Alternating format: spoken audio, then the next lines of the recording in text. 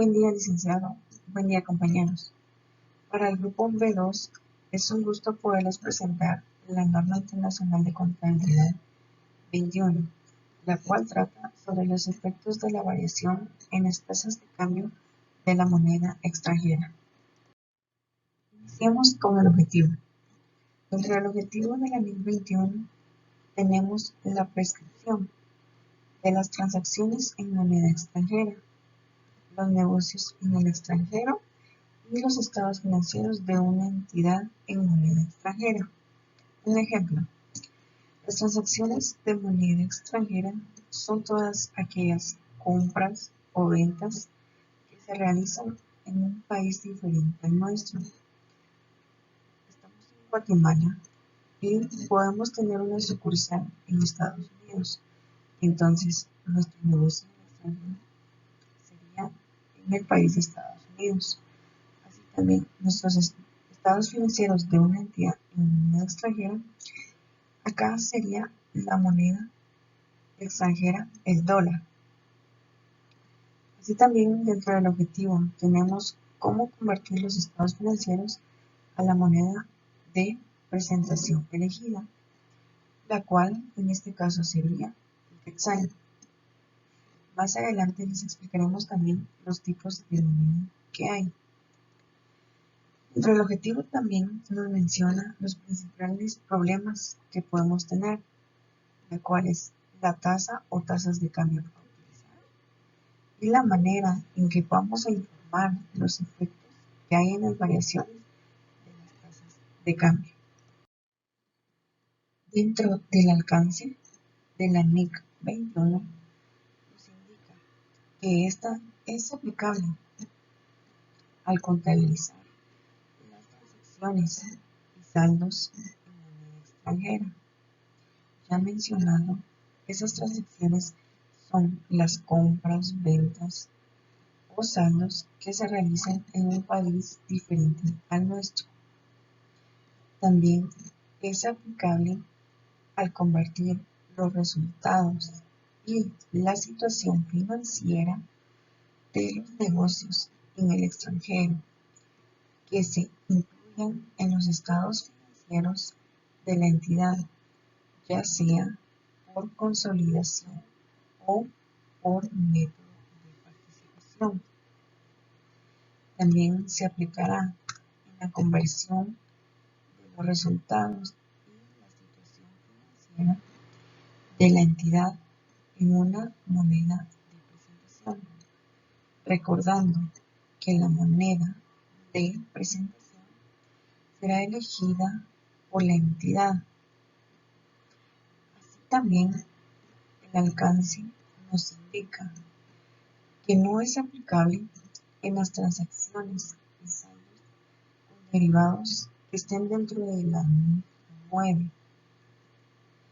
No es aplicable a la contabilización de cobertura para partidas en moneda extranjera.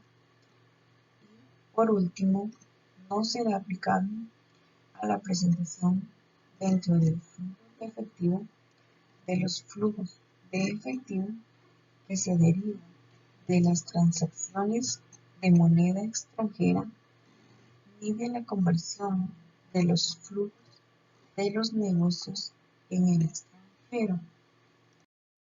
Siguiendo con la presentación, tenemos las definiciones de la NIC número 21, en las cuales están la tasa de cambio de cierre, en la cual la define como una tasa de cambio de contado existente al final del periodo sobre el que se está informando. Luego tenemos la diferencia de cambio, en la cual la define como un surgimiento a convertir un determinado número de unidades de una moneda a otra moneda, utilizando tasas de cambio diferentes. Ahora, la definición de tasa de cambio se refiere a una relación de cambio entre dos monedas distintas. Luego, la definición en valor razonable se refiere al precio que se daría por vender un activo o pagaría por transferir un pasivo en una transacción ordenada entre participantes de mercados. Ahora, la definición de moneda extranjera se refiere a cualquier tipo de moneda distinta a la moneda funcional de la cual la entidad está informando. Luego tenemos un negocio en el extranjero, en la cual se refiere a un negocio, aunque una entidad ya sea subsidiaria, asociada, conjunta o una sucursal de la entidad que se está informando y cuyas actividades están basadas o se llevan a cabo en un país o una moneda distintos a la entidad de la cual está informando. Luego, siguiendo con las definiciones, tenemos que es la moneda funcional, en la cual se refiere que es la moneda de un entorno económico principal en que opera la entidad. Luego tenemos un grupo con el cual se define como una controladora y todas sus subsidiarias. Luego tenemos las partidas monetarias, que significa que son unidades monetarias mantenidas en efectivo, así como los activos y pasivos que se van a recibir o pagar mediante una cantidad fija o determinada de unidades monetarias. Luego tenemos una inversión neta en negocios en el extranjero, en la cual se refiere que son importes que corresponden a la participación de la entidad que presentan sus estados financieros en activos netos de este tipo de citado negocio. Luego tenemos la moneda de presentación, en la cual la define como la moneda en que se estarán presentando los estados financieros de la entidad que está informando. Y luego tenemos la tasa de cambio de contado, que se refiere a una tasa de cambio utilizada en las transacciones con entrega inmediata. Luego tenemos el desarrollo de algunas definiciones de la norma, en las cuales se establece de que para que una moneda sea funcional, tiene que requerir ciertos requerimientos, en los cuales están los precios de venta de los bienes y servicios, así como en el país de las fuerzas competitivas y regulaciones determinen el precio de estos bienes y servicios, así como también los costos de la mano de obra, los materiales y así, al igual que otros costos para producir o dar estos servicios. Así como también se tienen como los fondos de actividades de financiación, así como los importes cobrados por sus actividades de operación. Ahora, luego tenemos cómo es una moneda funcional de un negocio en el extranjero. Esto más que todo sucede cuando hay actividades de entidades subsidiarias, en las cuales las actividades se llevan a cabo como una extensión de una entidad que influye en el lugar donde se debe de hacer, y que lo está haciendo como una extensión de la entidad que nos está informando, en lugar de hacerlo como una entidad con un grado de autonomía. También tienen que haber transacciones con la entidad que informa, que constituyan una proporción ya sea alta o baja de las actividades, así como que sus flujos de efectivo de las actividades afecten de forma directa los flujos de efectivo de la entidad por la cual se está informando, al igual que como también que los flujos de efectivo de las actividades sean suficientes para atender a las necesidades o obligaciones por deudas actuales o esperadas en el curso normal de las actividades, sin la entidad que está informando deba poner a su disposición fondos. Para determinar cuál es la moneda más funcional, si hay una contradicción en la determinación tanto de la moneda funcional de esos dos tipos de monedas funcionales, la gerencia debe emitir un juicio propio para poder determinar cuál es la moneda funcional, para poder reflejar las transacciones, sucesos y condiciones relevantes para poder dar información sobre el negocio que está realizando. Luego tenemos una inversión neta en un negocio en el extranjero. A esto el desarrollo como tal es que una entidad puede tener una partida monetaria que ha de cobrar o pagar, que tiene que ser liquidada, y si no, que tiene que ser cobrada al negocio en el extranjero. Si no está liquidada, ni es probable que sea liquidada, en un futuro cercano será parte de la inversión neta de la entidad en ese negocio en el extranjero. Luego tenemos que para poder cumplir con partidas monetarias se debe cumplir la característica más esencial de la partida monetaria, es que es el derecho a recibir o entregar ya una cantidad fija de unidades monetarias o determinar ciertas unidades monetarias. En esto, algunos ejemplos pueden ser como pensiones, beneficios en efectivos empleados. Así como también son considerados partidas monetarias los contratos para recibir o entregar ya sea un número variable de instrumentos de patrimonio o activos fijos, en las cuales su valor razonable por este contrato sea igual o sea una suma fija de unidades monetarias. Al igual que la norma dice que no son consideradas como partidas monetarias cuando hay una ausencia de un derecho a recibir o entregar una cantidad de unidades monetarias, ya sea activos intangibles como inventarios, así como derechos de plusvalía. Ahora seguimos con la siguiente presentación de mi compañero. Continuando con la presentación de la NIC 21, les voy a hablar sobre el resumen del enfoque requerido por esta norma. Al momento de preparar los estados financieros, cada entidad debe de considerar el determinar su moneda funcional. Si tiene partidas en monedas extranjeras, pues debe de convertirlas a moneda funcional. Si al momento de realizar esta conversión hay una diferencia, debe de informar de los efectos de esta conversión, qué tratamiento contable se le va a dar a esta diferencia en conversión. Esto es aplicable, recordemos, para entidades como una controladora y una subsidiaria, filial o sucursal. Información sobre las transacciones en moneda extranjera en moneda funcional. El reconocimiento inicial. Bueno, una transacción en moneda extranjera es toda transacción cuyo importe se denomina o exige su liquidación en una moneda extranjera. Entre los tipos de transacciones que se pueden dar son la compra o venta de bienes o servicios cuyo precio se denomina en una moneda extranjera. Presta o toma prestados fondos de los importes correspondientes se establece a cobrar o a pagar en moneda extranjera. Y la adquisición o disposición de activos o liquidación de pasivos, siempre que estas operaciones se hayan realizado en moneda extranjera. Recordemos también que las transacciones en moneda extranjera se registran en el momento de su reconocimiento inicial utilizando la moneda funcional.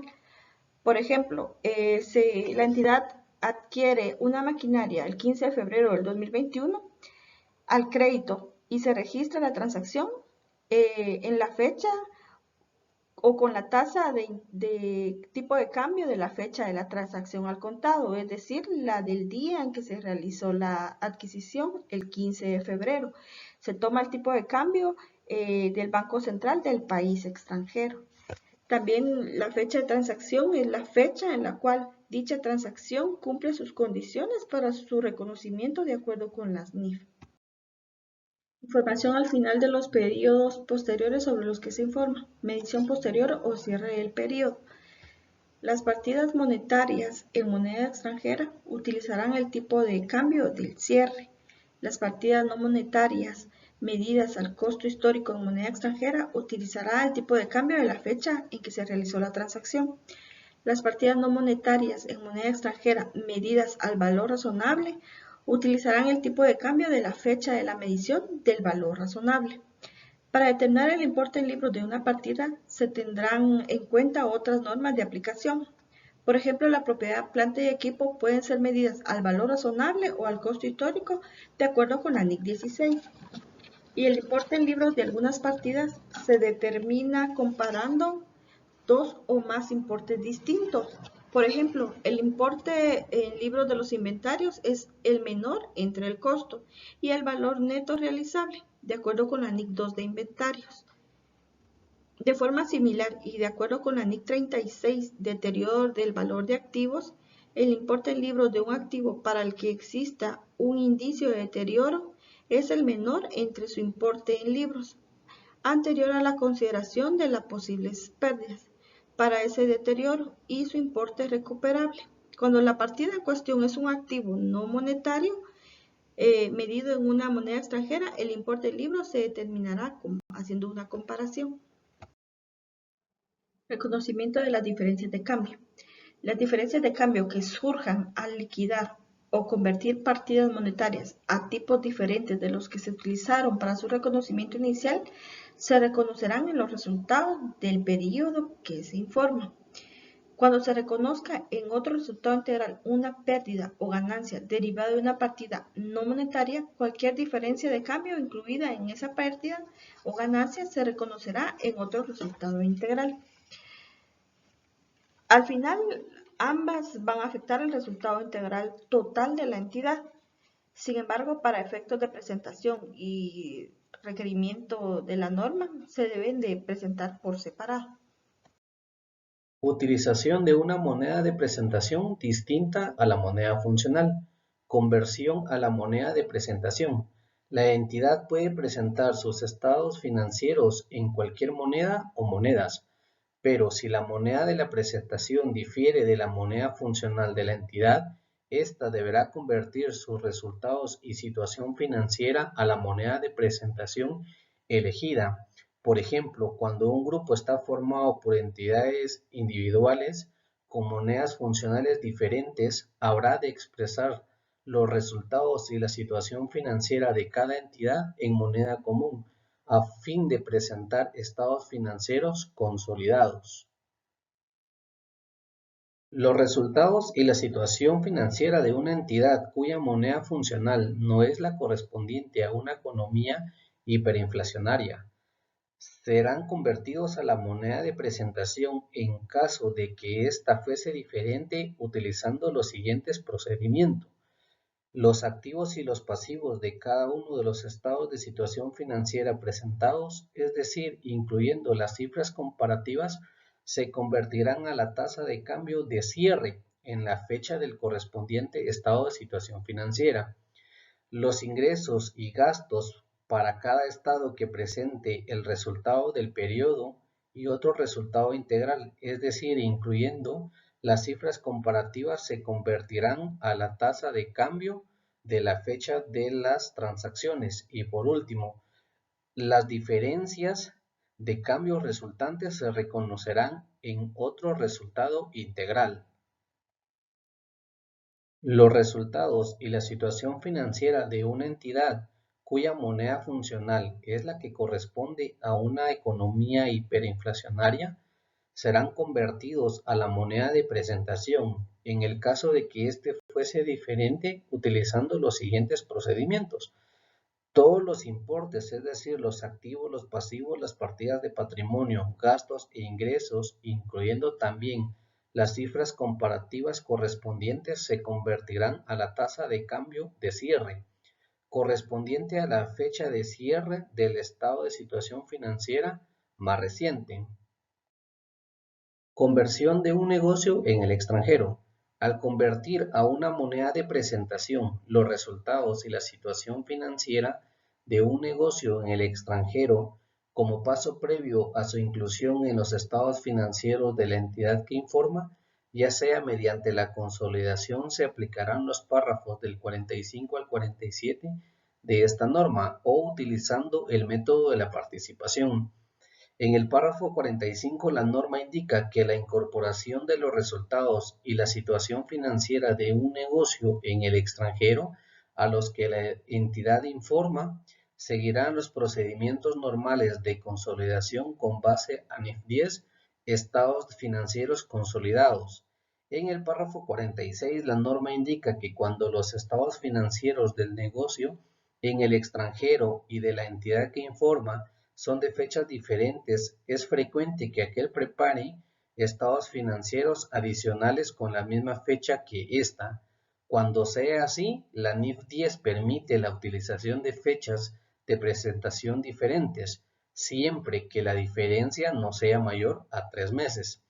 En el párrafo 47 indica que tanto la plusvalía surgida por la adquisición de un negocio en el extranjero como los ajustes del valor razonable practicados al importe en libros de los activos y pasivos a consecuencia de la adquisición de un negocio en el extranjero, se deben tratar como activos y pasivos del mismo. Esto quiere decir que se expresarán en la misma moneda funcional del negocio en el extranjero y que se convertirán a la tasa de cambio de cierre. Disposición total o parcial de un negocio en el extranjero. En la disposición de un negocio en el extranjero, el importe acumulado de las diferencias de cambio relacionados con el negocio en el extranjero, reconocidos en otro resultado integral y acumulados en un componente separado del patrimonio, la norma indica que debe reclasificarse del patrimonio al resultado y lo debe hacer como un ajuste por reclasificación cuando se reconozca la ganancia o la pérdida de la disposición. Días para finalizar la exposición respecto a la NIC 21.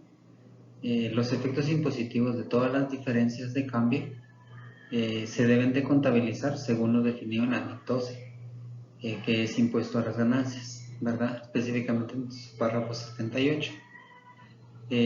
Las transacciones que se deben de contabilizar por efectos impositivos son las ganancias y pérdidas por diferencias de cambio, que son las transacciones en dólares, las diferencias por conversión de los resultados, las diferencias por conversión de la situación financiera y diferencias por conversión de un negocio en el extranjero a moneda diferente.